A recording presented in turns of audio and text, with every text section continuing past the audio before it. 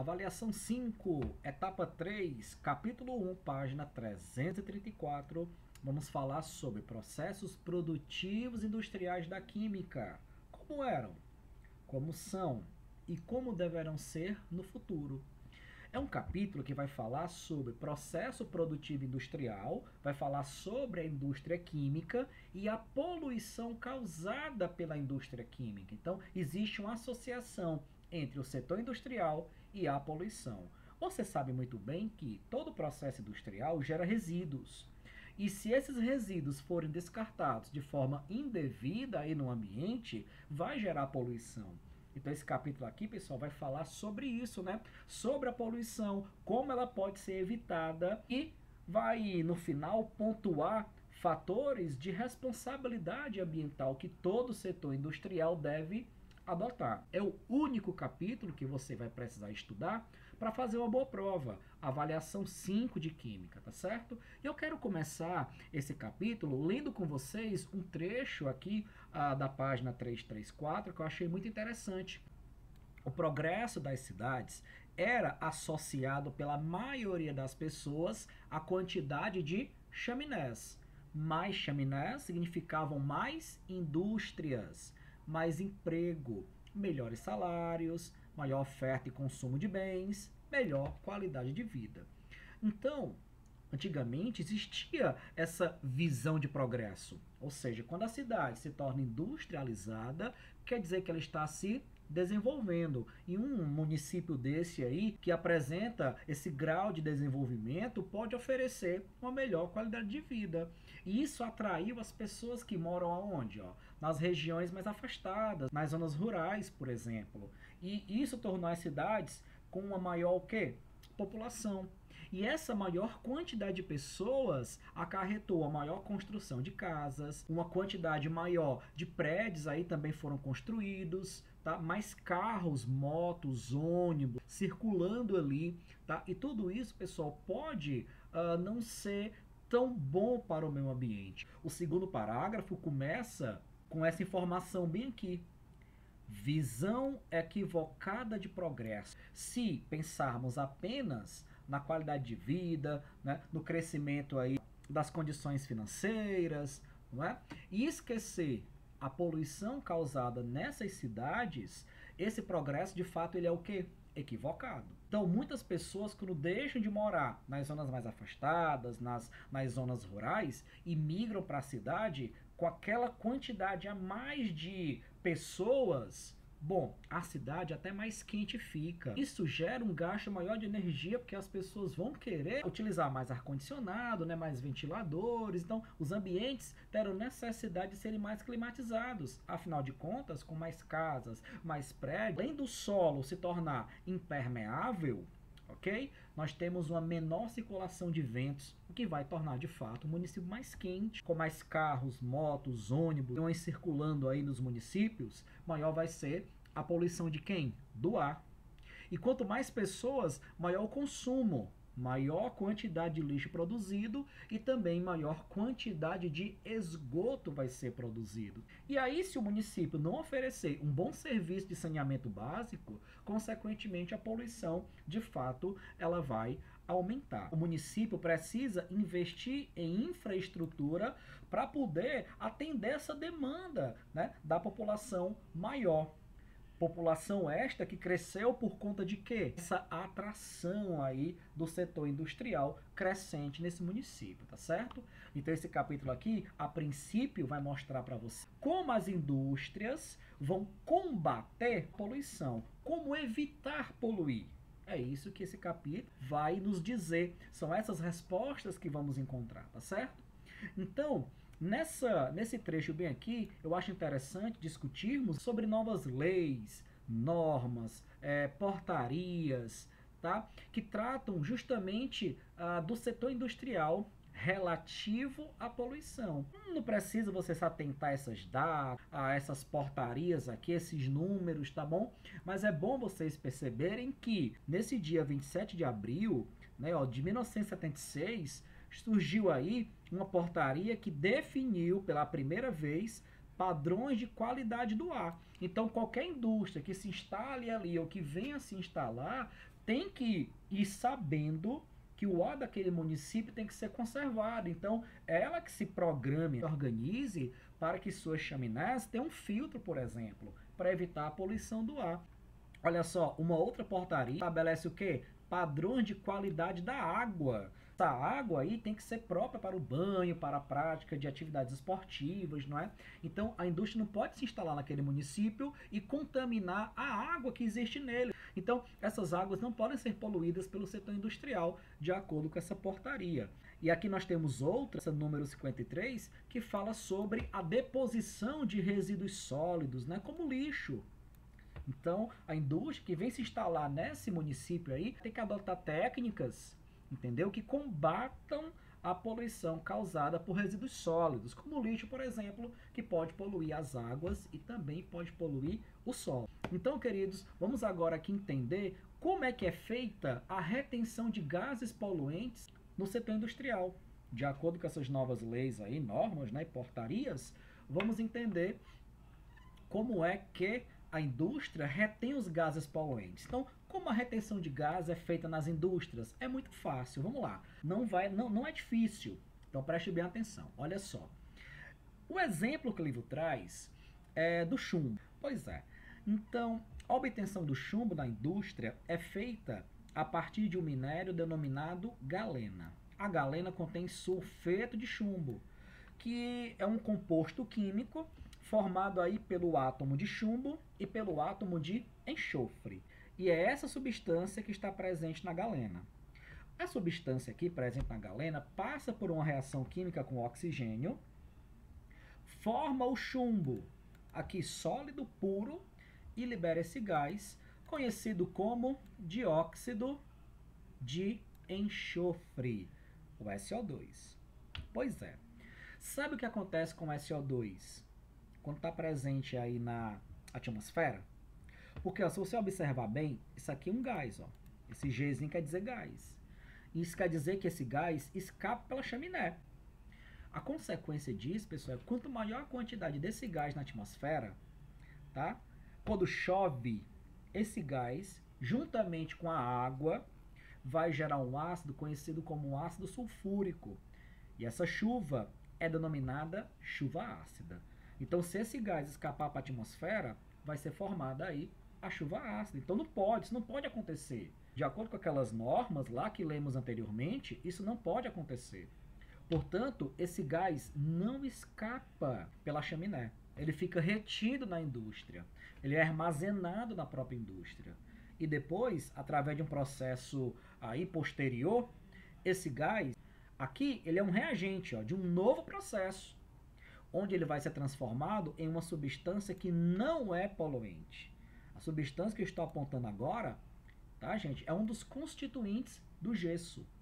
Então entenda bem, ó, o dióxido de enxofre, esse gás produzido bem aqui, agora atua como um reagente e é transformado em um novo composto químico, uma nova substância que não é poluente. A substância aqui do exemplo é o gesso. Aqui, pessoal, nós temos um processo semelhante, só com uma equação um pouco maior. O SO2, mais uma vez, atuando como reagente, sendo transformado em gesso, um material que não é poluente e serve até para fertilizar a terra. Entenderam aí, pessoal? Então, a retenção é feita assim, através de uma reação química. Pega o gás que é poluente, armazena esse gás ali no próprio setor industrial e depois, através de uma reação química, transforma ele em alguma substância que não polui. Aqui no nosso exemplo, o gás poluente é o dióxido de enxofre, causador da chuva ácida, se transformando em sulfato de cálcio, um dos constituintes do gesso, uma substância que não é poluente. É uma forma de retenção desses gases poluentes, processo realizado nas indústrias. Mais adiante aqui, vamos falar sobre controle do lançamento de resíduos industriais nas águas e no solo. Gente, aqui basicamente vai falar de lixo, esgoto e outras coisas que ainda vou comentar com vocês. Lixo, vamos lá. Se for reciclável, metal, papel, plástico e vidro, esse material tem que ser reciclado. E essa reciclagem é responsabilidade da indústria. Se não for reciclável, ela tem que se responsabilizar pelo transporte desse material até o aterro sanitário daquele município na qual está instalada. Tudo responsabilidade do setor industrial. E se for esgoto? Bom, coleta e tratamento. Uma água de esgoto, gente, pode se transformar em uma água que não serve para beber, mas que serve para resfriar caldeiras, que serve para lavagem de materiais, não é? Enfim, uma água que pode ser reaproveitada depois, uma água limpa que pode ser novamente aproveitada, tá bom? Ainda sobre resíduos nas águas e no solo, vamos falar sobre metais tóxicos. Vamos lá. Primeiramente, pessoal, nunca associe metal pesado a metal tóxico. Existem metais pesados tóxicos, existem metais pesados não tóxicos. Existem metais leves tóxicos, existem metais leves não tóxicos. Bom, mas o que é um metal pesado? É qualquer metal que tem densidade superior a 5 gramas por centímetros cúbicos. E aqui, pessoal, nós temos o exemplo da platina. Um metal pesado que tem densidade superior a 5, olha aí, ó, 21,4, e do ouro, tá? Um outro metal pesado que tem densidade superior a 5, 19,3 gramas por centímetros cúbicos. São dois metais pesados, porém, tá aí, exemplos de metais que não são tóxicos. Afinal de contas, a platina é utilizada na medicina, né? A pessoa quebra a perna, coloca lá aqueles parafusos de platina, né? Próteses, enfim. E o ouro, que a gente usa no corpo, né? Uma aliança, um colar, tá? Então, são metais pesados, o ouro e a platina, que não são tóxicos. Agora, chumbo e mercúrio são pesados e tóxicos. Não esqueça disso, tá? A retenção é feita como? Falei dos metais, mas não expliquei como é que é feita a retenção, não é? A explicação, pessoal, é dada nesse trecho bem aqui. No caso, esses metais, eles estão ali perdidos no ambiente, contaminando o ambiente, não na forma metálica mesmo, mas sim na forma de íons. O íon é quando o átomo adquire essas cargas, que pode ser positiva, né, como você está vendo bem aqui, ou negativa, tá? O íon positivo é chamado de cátion e o íon negativo é chamado de ânion. Então, quando o átomo ganha carga, ele se chama íon, podendo ser cátion, positivo, ou ânion, o negativo. Então, é dessa forma que ele está ali disperso no ambiente. Então, basta colocar algum material que possa reagir com esses íons. E assim, é produzido um composto que fica, por exemplo, misturado à água, mas não se dissolve nela, e com uma filtração retira-se esse material. E, consequentemente, né, o ambiente fica livre dessa contaminação, tá certo?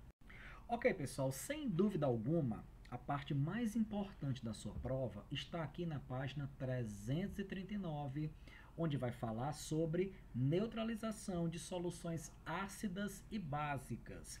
Vale esclarecer, a princípio, que existem 3 tipos de soluções: as ácidas, tipo ácido muriático; as básicas, também chamadas de alcalinas, como soda cáustica, lei de magnésia, e também as neutras. As neutras não são ácidas e nem básicas, como a água pura, tá? Para determinar se uma solução é ácida, básica ou neutra, é necessário conhecermos o valor do pH dessa solução. Se você observar nos rótulos aí das embalagens de água mineral, refrigerante, shampoo, né, sempre tem um valor de pH. E esse pH estabelece o quanto o material é ácido ou não, se é básico ou neutro. Tá certo, gente? Então, aqui, pouco mais abaixo, tem um gráfico que mostra os valores de pH, que é uma escala que só vai de 0 até 14. Como calcular exatamente o valor não é objetivo para essa avaliação. É um cálculo até um pouco complexo, mas aqui você só vai precisar saber do valor do pH, associar esse valor ao caráter ácido, básico ou neutro do material que você está analisando. Por isso, eu vou trocar aqui a tela, mostrar para vocês aqui como se determina se o material é ácido, básico ou neutro, utilizando-se da escala de pH. Aqui está, pessoal. Já falei para vocês, o pH só vai de 0 até 14. A solução será neutra quando o pH dela for igual a 7. pH exatamente igual a 7 quer dizer solução neutra. Qualquer valor de pH abaixo de 7, ou seja, entre 0 e 7, indica solução ácida. Qualquer valor acima de 7, no caso até 14, indica aí solução básica ou alcalina, tá? E é muito importante você perceber logo, gente, que a acidez cresce com a queda do pH. Como assim? Veja bem, quanto menor o pH, mais ácido vai ser. Quanto maior o pH, mais básico ou alcalino vai ser. Voltando para a imagem do livro, tá? Nós temos aqui, pessoal, vários materiais, tá certo? O pH 7 está sendo indicado aqui, nessa linha azul. É tanto que bem aqui, pessoal, tem escrito água pura, porque a água pura tem pH igual a 7. Acima de 7, soluções básicas ou alcalinas, como água do mar, amônia, né, lei de magnésia e soda cáustica. Abaixo de 7 estão as soluções ácidas, cerveja, suco de laranja, vinagre, suco de limão. Então, são todas aí soluções ácidas, vinho, chuva ácida, enfim. Então, pessoal, neutralização significa neutralizar, ou seja, tornar o meio neutro, tornar o pH neutro. Isso é possível misturando as duas soluções. Quando a solução ácida é misturada a uma solução básica, o meio se torna neutro, o pH ele vai se tornar 7 ou pelo menos próximo de 7. Vou te dar 3 exemplos disso, tá bom? Quando você está com azia, a azia é ocasionada pelo excesso de suco gástrico presente no estômago. Portanto, pessoal, esse excesso de ácido nos dá aquela sensação de queimação desagradável. E para resolver esse problema, a gente toma uma solução de bicarbonato ou lei de magnésia, porque ao chegar no nosso estômago e encontrar o suco gástrico, ocorrerá uma neutralização e, consequentemente, não é, o pH do nosso estômago, que é baixo, olha só, tá, aproximadamente 1, né, vai aumentar. O pH do lei de magnésio, do bicarbonato, tende a cair, ambos se aproximam de 7 e ocorre a neutralização.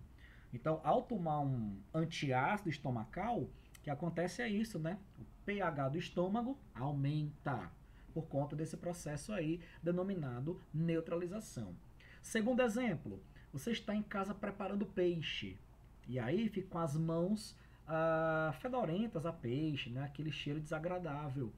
E você lava às vezes com muito sabão e não resolve o problema. O que é que você deve fazer então? Lavar as mãos com suco de limão ou vinagre. Por quê? Porque o cheiro de peixe é ocasionado por uma substância básica que esses animais liberam. Então, pessoal, a substância básica está com pH maior do que 7. O vinagre ou suco de limão, que são ácidos fracos, estão com pH abaixo de 7. Misturando os dois, ocorre uma neutralização. As mãos não ficarão mais com aquele fedor de peixe, né, desagradável ao se preparar um alimento à base de peixe, tá certo? E por último aqui, pessoal, como terceiro exemplo, tem muita gente que prefere utilizar leite de magnésia nas axilas do que desodorante. Porque o leite de magnésia, pessoal, é uma substância básica, né? O pH dela está em torno de 10.